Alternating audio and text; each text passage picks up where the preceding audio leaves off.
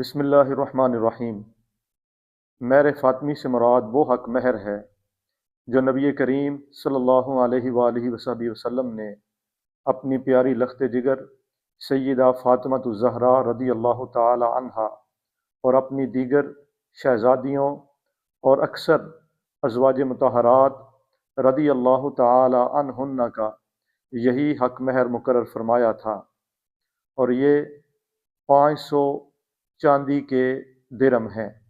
موجودہ دور میں ان کا وزن 131.25 تولہ کے برابر ہے، اور اگر آج 31 دسمبر 2025 کو ان کی مالیت اگر ہم جاننا چاہیں تو یہ 10,31,625 روپے بنتی ہے۔